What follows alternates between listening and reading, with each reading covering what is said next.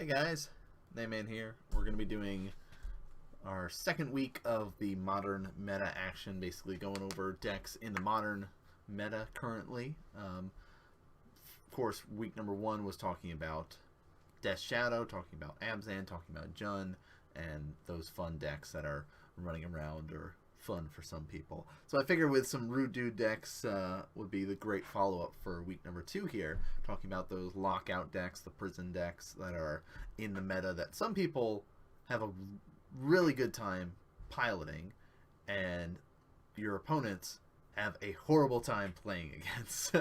So the decks that we're going to be talking about, if you guys, just from that description, I'm sure a couple decks come to mind, but there's two main ones that I want to talk about that are more prevalent in the modern meta, and that would be Lantern Control, and that red-white, like Nahiri Control, Sun and Moon it's been called, just whatever specific name you want to go with for it, but they're all basically the same concept around it. So we had, of course, our GPs that were taking place recently, and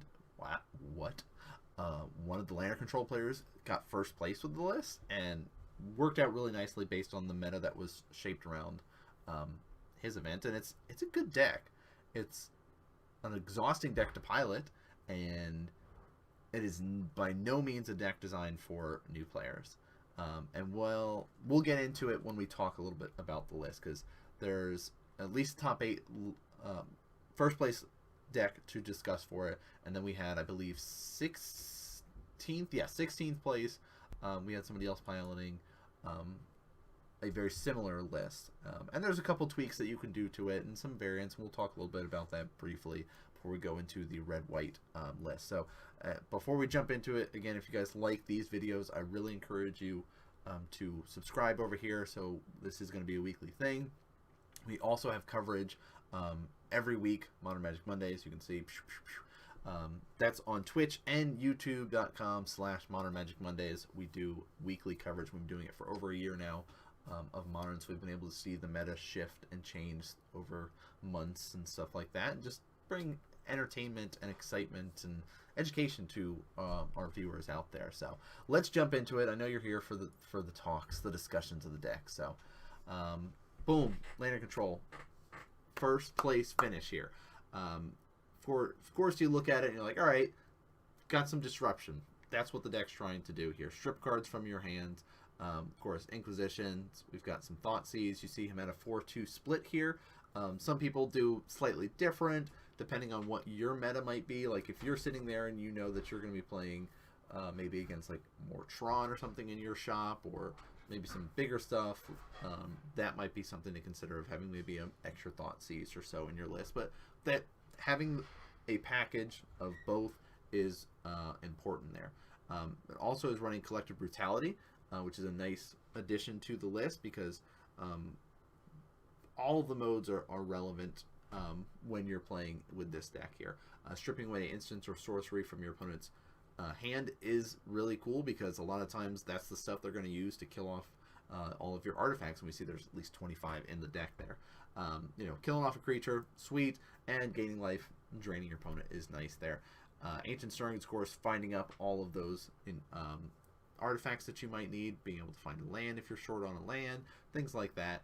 And the objective, dump your hand to be able to turn on and Steering Bridge. And guess what? Infernal Tutor, you're going to be hellbent, hopefully, so you can be able to find up a card from your deck there. Does run some Abrupt Decays, a little bit of removal in there. Doesn't have to rely so much on removal based on what the deck is trying to do. Also, we see 2 Surgical in our first place finish list, which I am a big fan of Surgical in this sort of deck, and just kind of basically lock somebody away from specific cards. Now, why is it called a prison deck or a lockout deck? Well, the objective of the deck is to get out our Lantern of Insight, which reveals our top card, both me and you, if we're battling against each other here. And we use cards like Codex Shredder, Ghoul's Caller's Bells, Pixis of Pandemonium, to be able to get rid of those top cards here. And it basically controls what your opponent draws. So if you're like, oh, Well, I have Ensnaring Bridge out, which I have no cards in my hand, so hey, don't have to worry about you attacking me. I'll make sure you draw that creature right now. Or I'll make sure that you draw that land right now. Oh, you're not going to get that instant. Or, oh, you have nothing but instances like pump spells in your hand and you're infect. You're not going to get a creature ever. And you'd be able to do those sort of shave off what they get to draw, all the good stuff like that. You also can lock them out of certain things with Pithing Needle. So if you're playing against Infect, for example, you can choose to name like Inkmoth Nexus. If you're playing against Tron, you can be like, all right, we're not going to be dealing with any of those pesky Planeswalkers. We're not going to be dealing with Oblivion Stone, things like that. So that's a nice way to be able to lock your opponent out of the game. And it's a long, grindy match, and it is not something you should play if you're new to the game, because you have to understand what is in your opponent's deck to understand what they should be drawing and what you should be cycling away for them. So that is a nice little way to pilot it. And it definitely rewards the experienced players. So talk a little of the sideboard here. Additional Pithing Needle in there to make it 4. He's got some ley lines, help him out against some, targeted stuff, those burn decks, things like that. Welding Jar is something you're going to see in every single list of Lantern Control, because you can see 25 artifacts. Its main focus is having those on the battlefield and just slowly controlling what's going on, being able to use those to regenerate. Basically, everyone's going to cite in their artifact removal post game 1 and try to deal with you. Grafdigger's Cage, the normal stuff that we'd expect to see. It's got some extra removal in here with like Seal and Nature's Claim for artifacts and enchantments. Long's Legacy is a really sweet card set up in there. You name a non-artifact, non-land card, and you just exile away all the copies for it. And then the player shuffles his library and draws a card for each card exiled this way. So nice little way to help thin out their deck if you're trying to go for that. And Malcolm's in the background hanging out there. Again, it's the House of Cats, guys. Aether Grid is something that you see kind of mix between main board and sideboard, depending on how some people build their lists, is something to think about. That, hey, this is an extra win con of being able to tap 2 of your artifacts and deal 1 damage. So you can be sitting there, okay, we've locked up the game, and that Ensnaring Bridge that's normally doing nothing, well, now I can start tapping that and dealing damage to you. New addition to the deck, which is something you're going to be seeing in some of the lists, is not in this list, because this is kind of the more straightforward lock you out of the game, which I'll talk about, is a new card from Aether Revolt from our 16th place. But quick talk about the lands. Spire of Industry, sweet. Inventor's Fair, another one you can search up artifacts for. Academy Runes, get them back from your graveyard, because your Ghoulcaller's Bell mills both you and your opponent, so it does have ways to get artifacts back. And then like Glimmer Void makes sense because you have so many artifacts. It's going to have some fast lands, being able to use Ancient Stirrings, Abrupt Decay, Surgicals, Thoughtseize, Inquisitions. Blooming Marsh is perfect fit into this deck. And then, like we talked about, Lockout, shut you down from certain colors and stuff like that. So Ghost Quarter is where it's set up. So let's talk about our 16th place finish here, and kind of maybe some difference between the two. We already see that the grid is in the main board for it. Only 1 Abrupt Decay, but is running some extra sorceries in his list. You see, here's his option for it: 4 Thoughtseize, 3 Duress. So not opting for the Inquisition, feeling that he could be able to strip away most of the stuff that he needs with that. You need to be running Infernal Tutor again. You're going to be hellbent. You're going to want to find a card. Ancient Stirrings again, finding those cards. But this is some new addition that I've been seeing some players talk about and seeing some players try out. Battle at the Bridge. Does have that improvise there, so you can be able to tap your artifacts to help pay for it. But target creature gets -X until the end of the turn, and you gain X life. So could be those situations where you're playing against those creature-based decks, and you're really hoping to find your Ensnaring Bridge. So until you get that, well, you got to stay alive somehow. So that's a way to help deal with that, and that's also allowing him to strip away a couple extra Abrupt Decays and things like that. We have seen, and he's opting out for the Seagate Wreckage, maybe a little bit of extra draw in his, but in Inventor's Fair, Academy Ruins are kind of the go-to. Now, there is a Planeswalker that some lists have run before. Let me pull him up for you guys. Dun dun dun! Tezzeret, Ancient Ebola is here. Not as many lists are running it nowadays, but it was something that people were experimenting with as an extra win condition. I personally like the list that ran him, because you do get basically an Ancient Stirrings, if you will, with his +1 ability. Look at the top 5 cards of your library, reveal an artifact card, put it into your hand, rest in the bottom, any order. Cool. -1, most likely not going to be used in this sort of deck. That target artifact becomes a artifact creature with 5/5, Ensoul Artifact, if you will. Base power and toughness there. The -4, though, is the basically extra win con. Easily tick it up twice, look at your top couple cards, find some artifacts, sweet. And now, if you've got your opponent locked down with your Ensnaring Bridges and you're controlling their draws, you should have a decent amount of artifacts out. So, target player loses X life, and you gain X life, where X is twice the number of artifacts you control. So that's a great extra win condition. Not as many decks are running it currently, but it is something to consider if you're looking into the deck, or if you're playing against people, that could be something that they're opting for. So come backing over to our 16th place here, let's talk about their sideboard. Artifact removal, enchantment removal is something that is important, and that's why he's opting for the wear and tears in his list. You notice there are no surgicals in the 16th place. He does have them in the sideboard, an extra Aether Grid, just kind of the way that he's opting for, and a full play set of Welding Jar. Really wants to make sure his stuff is staying alive, and knows that people could easily board in hate against him.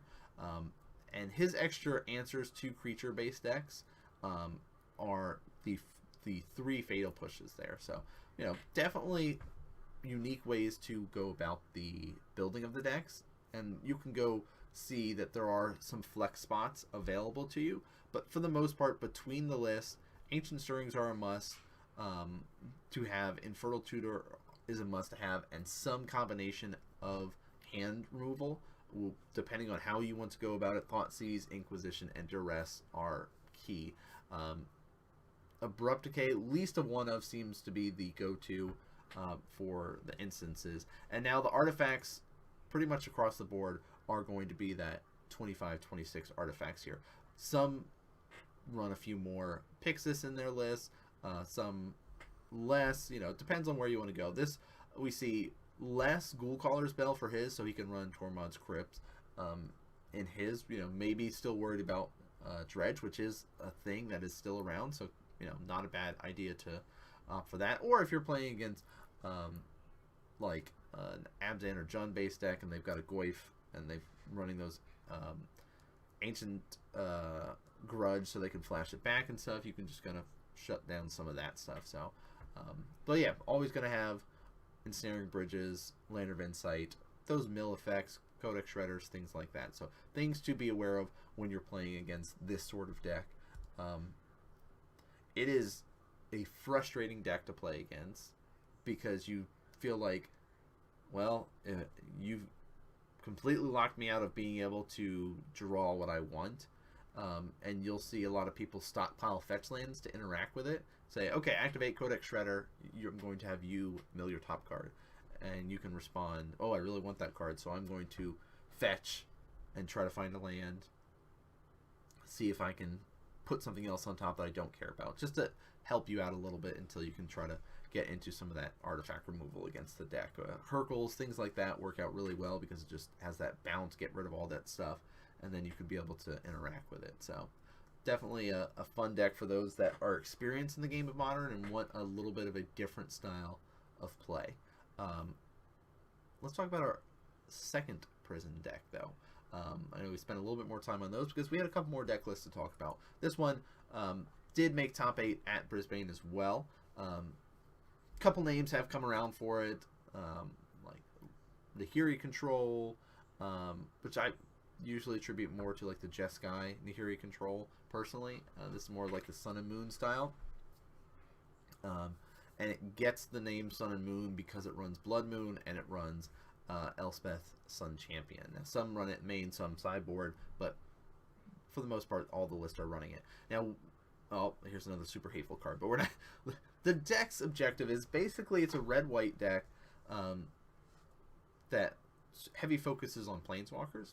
You see a Johnny, Tundra, Torch of Defiance, Nahiri, and Gideon in here. Not going to be as reliant on creatures with the exception of Emrakul to be able to cheat into play using Nahiri.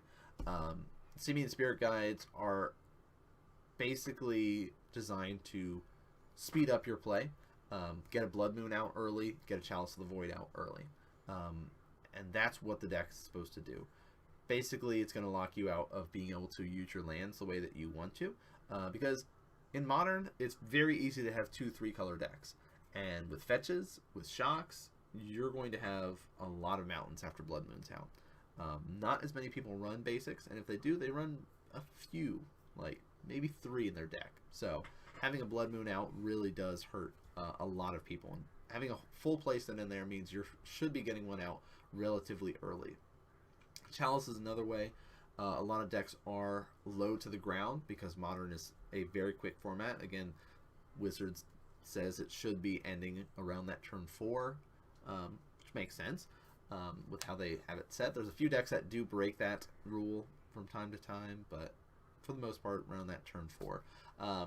So Chalice of the Void is great because those low to the ground quick decks are dropping stuff down on 1 or 2 for the most time. Sometimes you'll see the 0 cost, and that does factor into things, and you can really shut down people trying to do some combo-y stuff and do things like that. So having a full playset of that, and it's easy to see that a lot of the stuff this deck is casting is going to be above that 1 to 2 cost, 3, 4, 5 even, and with the amount of lands, hey, you know what, we've got some filter lands in here.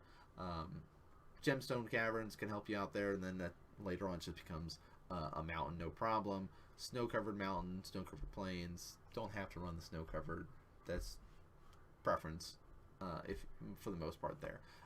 Temple to help cycle through things, figure things out, get yourself set up nicely, and then once you get one of your planeswalkers down, after you have your Blood Moon, your Chalice, you just can easily control what's going on there. Lots of removal set up in here. Anger of the Gods, Wrath of God, Helix is in there again. 2 costs, does run a few more in its list because of Chalice and throwing down Chalice on 1. So that's why you don't see a playset or a single Lightning Bolt in this list, opting for that option. And if you know you're playing against a deck that does run a lot more 2-drops, then you shide out your Helixes and bring in other stuff. Blessed Alliance is also that option. Hey, you can gain some life on it. Snacking creature is quite relevant there. So that's kind of the design for the deck here. Talking a little bit about sideboard. Extra Blessed Alliance is in there. 3 Rest in Peace. Helping to just kind of shut down any graveyard shenanigans. With the rise up of some of our collected company-based decks, Abzan Company's back in it. That's going to just put a stop on that. Dredge is still a thing, so that's going to put a stop on that. Can also interact with Snapcaster, interact with Goyfs. So Rest in Peace, still a great card to be had in Modern. Boil, hey, not only am I going to be super rude by countering all your stuff with Chalice of the Void, turning all your lands into non-basics, but hey, you know what? There's some blue decks running around. Maybe you've countered my Blood Moon. Well, guess what? I'm going to destroy all your islands. Just because. So that's a nice little rude dude interaction that he's got set up in his sideboard there. 3 ley lines. Hey, if I'm going to play Abzan, if I'm going to be playing Jund, I need to protect my hand, get myself set up. Perfect way to do it. Also, if you're playing against Burn, hey, Blood Moon doesn't really do as much. Maybe I don't have my Chalice. This kind of helps save me a little bit there. Extra Anger in case you're fighting those creature-based decks. Stony Silence, well, artifacts works really well against that last prison deck that we were talking about, Lantern Control. Can't really do anything there. Crumble to Dust, of course, mainly against Tron. Get rid of all those lands. And then Elspeth, Sun Champion. Great way to help deal with some of those Eldrazi decks that are running around, like Bant Eldrazi, or even Tron Eldrazi could do pretty well because you can kill off some of their big dumb dudes, also make a bunch of blockers to just get in the way. So, Iatticus. So that's kind of the concept of a prison deck. Now there's some other stuff that are running around that you might say, okay, this kind of fits in that category. And there are other decks like this that are out there. But these are the two main ones that you're going to see if you're going to go to a tournament, you're going to go to an SCG Open or a Classic or something like that, or even a GP. They're going to have a couple of these decks running around. People enjoy piloting them, and everybody who plays against them hates it. And that's kind of the main slogan if you're going to play a prison deck, is that you're going to be rocking out something super hateful and you know, have everybody not too happy with what you're doing there, but you're having a blast.